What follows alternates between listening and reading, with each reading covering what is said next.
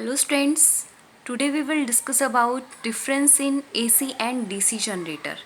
आज हम AC और DC में जो डिफरेंस होता है उसके बारे में समझेंगे। AC करंट और DC करंट, जैसा कि आप लोगों ने इसकी जनरेटर्स के बारे में पढ़ा, तो जो DC है, DC का फुल फॉर्म होता है डायरेक्ट करंट और AC का फुल फॉर्म होता है अल्टरनेट करंट। डायरेक्ट करंट में करंट की डायरेक्शन हमेशा सेम रहती है, या फिर हम कह सकते हैं कि जो करंट की पोलैरिटी होती है, पॉजिटिव और नेगेटिव पोल्स, वो हमेशा सेम रहते हैं। But in AC generator AC current जो है, alternate current, direction of current change alternately. Current की जो डायरेक्शन होती है वो अल्टरनेटली चेंज होती रहती है। और जैसे मान लीजिए कि इसमें कोई एक लोड लगा हुआ है, कोई एक अप्लायंस है, रेजिस्टर है इलेक्ट्रिक सर्किट में, तो इसमें जो करंट की डायरेक्शन है वो पॉजिटिव टू नेगेटिव होती है। तो पॉजिटिव है वो इधर रहेगा, लेफ़्ट साइड में है, और नेगेटिव है वो राइट साइड में है। तो जब तक करंट फ्लो होगा तब तक ये करंट की डायरेक्शन हमेशा ये लेफ़्ट टू राइट है तो लेफ़्ट टू राइट ही रहेगी। बट अगर अल्टरनेट करंट होगा तो करंट की डायरेक्शन में क्या होगा कि जो भी लोड लगा हुआ है, इलेक्ट्रिक सर्किट है, और यहाँ पर जो पोलैरिटी है, एक बार जो पॉजिटिव टू नेगेटिव करंट तो हमेशा प्लस टू माइनस ही फ्लो करेगा। तो एक बार तो ये जैसे लेफ़्ट टू राइट फ्लो कर रहा है, तो अगले हाफ रोटेशन में ये राइट टू लेफ़्ट फ्लो करेगा। इसका मीन्स इसकी पोलैरिटी चेंज हो जाती है। तो जो प्लस और माइनस हैं वो चेंज हो जाएंगे, अपनी डायरेक्शन चेंज कर लेंगे। इसके साथ साथ, यानी डायरेक्शन चेंज होने के साथ साथ, जो डीसी होता है उसके अंदर इसका मैग्नीट्यूड भी चेंज होता है, यानी करंट का जो मैग्नीट्यूड है वो भी चेंज होता है, वैल्यू भी चेंज होती है। डीसी में वैल्यू पे कोई इफेक्ट नहीं पड़ता, यानी कि अगर हम डीसी की बात करें, डायरेक्ट करंट की बात करें, तो ना तो करंट की डायरेक्शन चेंज होती है और ना ही करंट का मैग्नीट्यूड चेंज होता है। So in direct current the direction magnitude both are not change. So इसके अंदर जैसे अगर मान लीजिए कि 5 एम्पियर करंट फ्लो हो रहा है, तो कंटिन्यूसली 5 एम्पियर करंट ही फ्लो करेगा जब तक स्विच ऑन है। लेकिन अगर एसी करंट की बात करें, अल्टरनेट करंट की बात करें, तो इसके अंदर जैसे स्टार्टिंग में जैसे स्विच ऑन किया तो क्या होगा कि स्टार्टिंग में ये धीरे धीरे इसकी करंट की वैल्यू फर्स्ट 5 एम्पियर नहीं होगी, पहले धीरे धीरे इसकी वैल्यू इंक्रीज़ होगी। पहले 0 से ही इंक्रीज़ होना स्टार्ट करेगी और फिर धीरे धीरे इसकी स्पीड बढ़ती जाएगी, फिर लास्ट में फिर से ये डिक्रीज़ होता जाएगा और लास्ट में इधर आके 0 हो जाएगा। फिर इधर से करंट स्टार्ट होगा और करंट की वैल्यू जो है वो धीरे धीरे बढ़ना स्टार्ट करेगी और फिर वापस ये करंट की वैल्यू वापस से कम हो जाएगी। तो एक बार वैल्यू जो होती है वो इंक्रीज़ होगी, फिर डिक्रीज़ हो जाएगी, फिर डिक्रीज़ है, फिर इंक्रीज़ हो जाएगी, फिर अगेन डिक्रीज़ हो जाएगी। मतलब इसका जो मैग्नीट्यूड है वो चेंज होता रहता है। अगर हम इसकी फ्रीक्वेंसी की बात करें, अल्टरनेट करंट की फ्रीक्वेंसी की बात करें, तो वेव्स बनती हैं, क्योंकि इसमें रोटेशन होते हैं।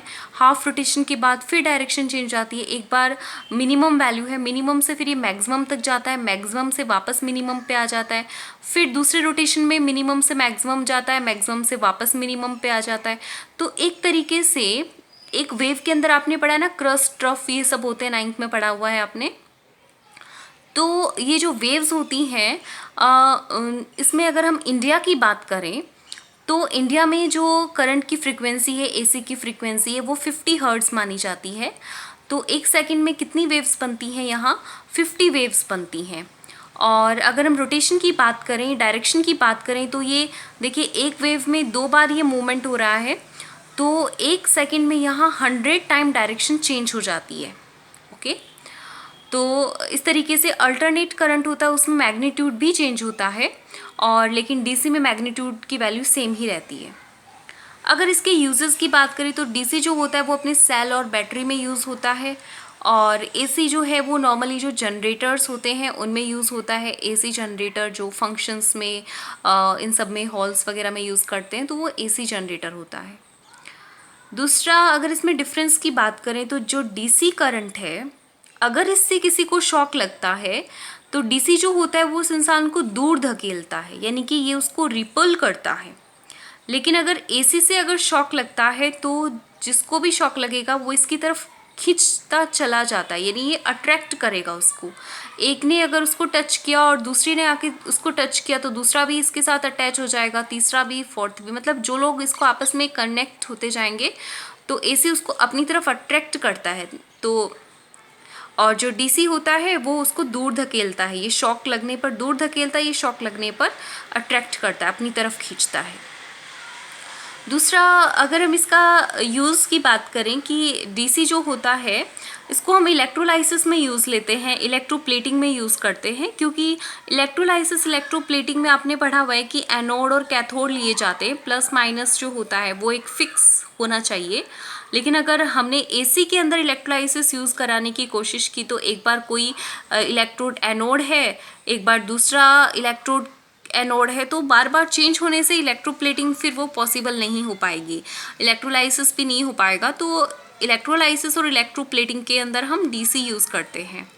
और एसी का यूज़ होता है, एसी में जैसे कि लॉन्ग डिस्टेंस तक जब एनर्जी ट्रांसफ़र करनी होती है तो इलेक्ट्रिक एनर्जी को ट्रांसफ़र करने के लिए लॉन्ग डिस्टेंस तक, लंबी दूरी तक, तो उसके लिए एसी वाला सही रहता है। इसमें इलेक्ट्रिक एनर्जी कंज्यूम, मतलब इसका जो वेस्टेज है वो नहीं होता, और ईजिली इलेक्ट्रिक एनर्जी को लॉन्ग डिस्टेंस तक ट्रांसफ़र करने के लिए एसी को ही यूज़ में लिया जाता है, अल्टरनेट करंट यूज़ में लेते हैं। दूसरा इसका क्या फ़ायदा है कि ट्रांसफॉर्मर्स जो होते हैं उनमें एसी को ही यूज़ में लिया जाता है, अल्टरनेट करंट को यूज़ किया जाता है। ट्रांसफॉर्मर में क्या होता है कि ये हाई वोल्टेज को लो वोल्टेज में चेंज करते हैं, लो वोल्टेज को हाई वोल्टेज में चेंज कर सकते हैं। तो जो ट्रांसफॉर्मर्स होते हैं, लाइक जैसे घरों के अंदर जो चार्जर होते हैं, मोबाइल चार्जर हम यूज़ लेते हैं, तो उसमें 220 वोल्ट का इसमें क्या होता है, अपने घरों में जो डोमेस्टिक पोटेंशियल डिफरेंस है वो 220 वोल्ट का आता है।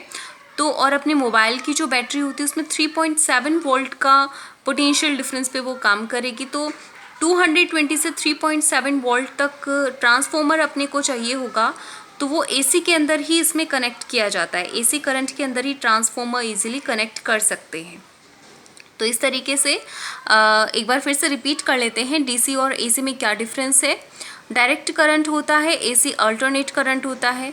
इसमें करंट की डायरेक्शन और मैग्नीट्यूड डीसी में सेम रहते हैं, बट अल्टरनेट करंट के अंदर डायरेक्शन और जो मैग्नीट्यूड है वो दोनों ही चेंज होते रहते हैं। इसमें वेव्स बनती हैं, इसमें वेव्स नहीं बनती हैं। इसमें डायरेक्शन सेम रहती है इसलिए वेव्स नहीं बनेंगी। और इंडिया में जो फ्रीक्वेंसी है वो 50 हर्ट्ज़ है करंट की फ्रीक्वेंसी। सेल बैटरी में डीसी यूज़ होता है, जनरेटर में एसी यूज़ होता है। शॉक लगने पर डीसी दूर धकेलता है और एसी अपनी तरफ अट्रैक्ट करता है। इलेक्ट्रोलाइसिस इलेक्ट्रोप्लेटिंग में हम डीसी यूज़ करते हैं, और लॉन्ग डिस्टेंस कवर करने के लिए, इलेक्ट्रिसिटी ट्रांसफ़र करने के लिए हम एसी को यूज़ में लेते हैं। और एसी के अंदर एक एडवांटेज है कि इसमें ट्रांसफॉर्मर्स यूज़ में लिए जाते हैं, और आपको पता है ट्रांसफॉर्मर को हाई वोल्टेज से लो वोल्टेज में चेंज करना या लो वोल्टेज को हाई वोल्टेज में चेंज करना, तो उसमें ट्रांसफॉर्मर यूज़ में लिया जाता है। तो एसी के अंदर ये ईजिली यूज़ किया जा सकता है।